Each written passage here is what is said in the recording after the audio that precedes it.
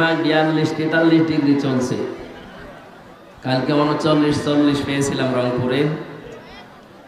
সুতরাং 42-43 ডিগ্রি অপেক্ষা করে যারা এই প্রচন্ড গরমে কোরআনের মহাব্বতে বসে থাকতে পারে, বাংলাদেশে এখনো যে নাস্তিক মোরতাদগুলো আন্দাজে লাফাচ্ছে, তাদের লাফানো এমনি বন্ধ হয়ে যাওয়া দরকার। গত পরশু দিনের রিপোর্ট, আন্তর্জাতিক একটা রিপোর্ট পেয়েছি আমরা, এদেশে এখন 100 জনের 14 জন এখনো পর্যন্ত বিদায় নেওয়া জালেমদের দোসর হিসাবে কাজ করছে। 100 জনের 28 জন। এদেশে অনেকে এখন থালা চাচ্ছে, আমি নাম নিলাম না, একটু সময় দেওয়া দরকার। 100 জনের 58 জন মানুষ চাচ্ছে এই দেশে কোরআনে কারিমের বিধান কায়েম হোক। মাত্র 1 মাস 16-17 দিনের ব্যবধানে যদি এই অবস্থা জারি হয়, আর কিছুদিন যেতে দেন, 100 জনের 100 জন মানুষই বলবে আমরা আল্লাহর বিধান দেশে চাই। কারণ বিজয় হওয়ার পরে কয়েকটা জিনিস দেখা যায়, তার ভেতরে অন্যতম হচ্ছে ওয়ারাআইতান নাসা ইয়াদখুলুনা ফি দীনিল্লাহি আফওয়াজা। হে নবী, যখন দেখবেন আল্লাহর সাহায্য এসে গেছে, তখন আপনি একটা বিজয় পাবেন। এই 15.5 বছর পরে বৈষম্য বিরোধী ছাত্র আন্দোলনের এই ভাই বোনদের মাধ্যমে আল্লাহ যে বিজয় আমাদেরকে দিলেন, আমার মনে হয় শুধু ছাত্র ছাত্রীদের দ্বারা এই বিজয় হয়নি, আল্লাহ ফেরেশতা আবাবিল পাঠিয়েছে। নয়তো এত তাড়াতাড়ি বিদায় নেওয়া জালেমের আমার তো মনে হচ্ছিল না, হওয়া সম্ভব ছিল না। আল্লাহর সাহায্য এসেছিল। যেহেতু আল্লাহর সাহায্য আসলে প্রথম বিষয়টা দেখা যায়, দলে দলে পালে পালে মানুষ ইসলামে প্রবেশ করছে। এর বাস্তবতা আগস্টের 5 তারিখের পর থেকে আমরা এ দেশে দেখতে পাচ্ছি। গত কয়েকদিন আগে দিনাজপুরে আমার হাতে 10 জন মুসলমান হয়ে গেছে, খ্রিস্টান। এর আগে চুয়াডাঙ্গাতে 2 জন, এর আগে গাইবান্ধা 1 জন। এভাবে কোরআনে কারিমের অনুষ্ঠানে মানুষ আসতেছে, কোরআন পড়ছে, বুঝছে। বিজয়ের যে শোক, বিজয়ের যে আনন্দ, আফওয়াজা দিয়েছেন আল্লাহ। দলে দলে দেখবেন মানুষ ইসলামে আসতেছে।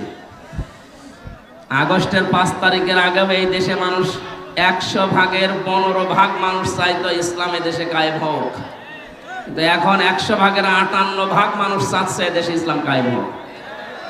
আমি আশা করছি অব্যাহত থাকুক এটা। কয়েকদিনের ভেতরে দেখবেন 100 জনের 80 জন মানুষ চাইবে দেশে ইসলাম কায়েম হোক। আমাদের এখন একটা সতর্কের বিষয়, একটা হোস্টেলে খাবার খেত 80 জন, 100 জন মানুষ খাবার খায় ছাত্রছাত্রী মিলে। 20 জন তারা চায়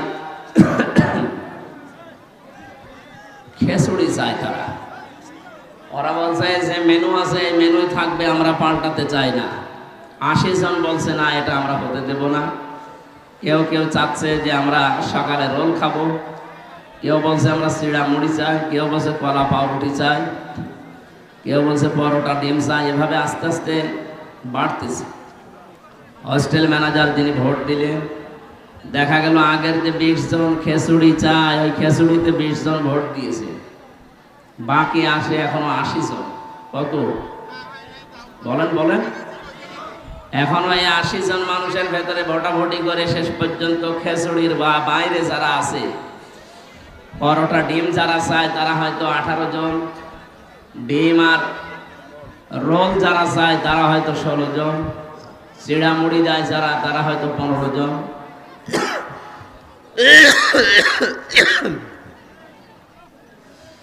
কলা পাউরুটি যারা চায় তারা 19 জন। এভাবে ভাগ ভাগ করে করে 80 জন সব বন্টন হয়ে গেছে। শেষ পর্যন্ত দেখা গেল আগে যে 20 জন খিচুড়ি ভাত চাইতো, তারাই বিজয়ী আছে এবং তারাই বিজয়ী হওয়ার কথা। মানে 80 জন তো সব দলে বিদলে বিভক্ত হয়ে কেউ 20 পর্যন্ত যেতে পারেনি। আগস্টের 5 তারিখ থেকে আজকের এই সেপ্টেম্বরের 23 তারিখ পর্যন্ত বাস্তবতা এটাই। এখনো কিন্তু ওই 100 জনের 20 জন যারা খিচুড়ি চায়, আগের যে নিয়মে চালাতো ওরা এখনো পর্যন্ত চালাচ্ছে। কথা বলেন না কেন?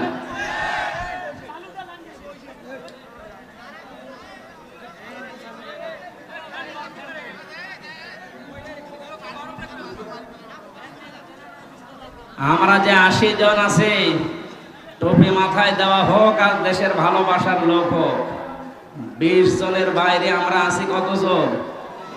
80 জন।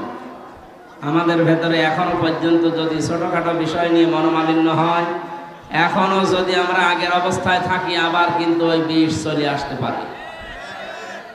ওরা 20 জন যদি এতদিন পর্যন্ত জারি রেখে আবার আগেরটাই জারি রাখতে পারে, আমরা 80 জন মিলে এখন সব বাদ দিয়ে এক হব, কিয়ামতের আগে 20 জন আসতে পারবে না ইনশাআল্লাহ। সেই অবস্থা এখন আমাদের সামনে। আমরা কোনো বিষয় নিয়ে মত পার্থক্য করে মনোমালিন্য করে যেন 15, 18, 19, 17 এরকম না হয়ে যায়। আমরা 20-এর উপরে যাব ইনশাআল্লাহ। কথা বলে না কেন? ইসলাম এদেশে যেহেতু আবহমান কাল থেকে আছে, এখন যেভাবে আছে কিয়ামত পর্যন্ত এদেশে ইসলাম থাকবে ইনশাআল্লাহ। অন্য যারা চেষ্টা চালাচ্ছেন যে আমরা এখানে প্রতিষ্ঠিত হই, এদেশের মানুষের মূল শিখরে আছে যেটা, তার নাম ইসলাম।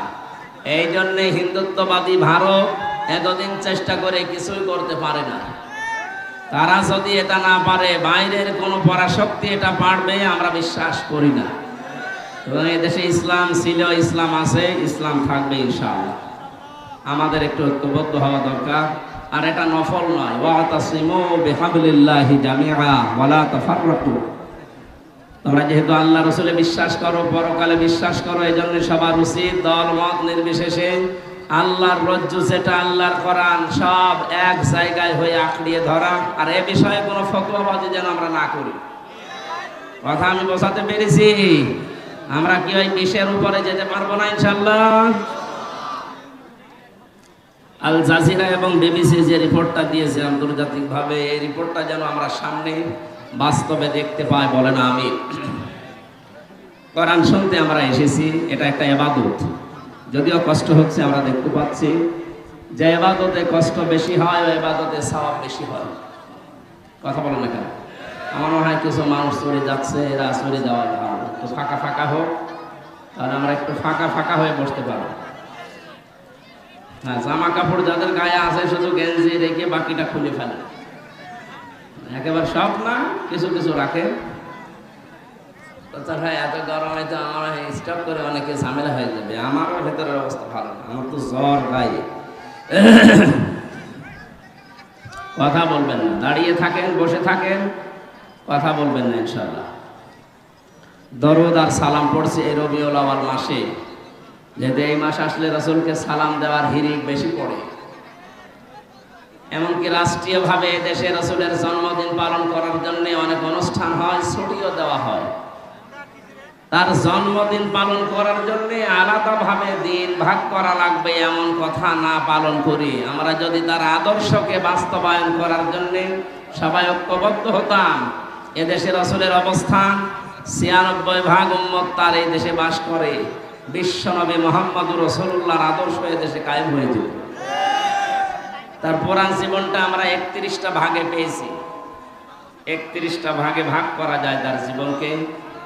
আমরা আজকে একটা বিষয় সামনে নিয়ে আসব, তার নাম নবীজির যে ব্যবহার ছিল। নবীজি ব্যবহার করতেন মানুষের সাথে, এই যে মুআমালাত, মুআশারাত, ব্যবহার, আচার, অনুষ্ঠান, এগুলো অনেকে মনে করে এ আর কি, এ দুনিয়ার কাজ না। নবীজি যেহেতু নিজের জীবনে করেছেন, এটা দুনিয়ার কাজ না, এটা ইবাদত। আকুলু লিন-নাসি হুসনা।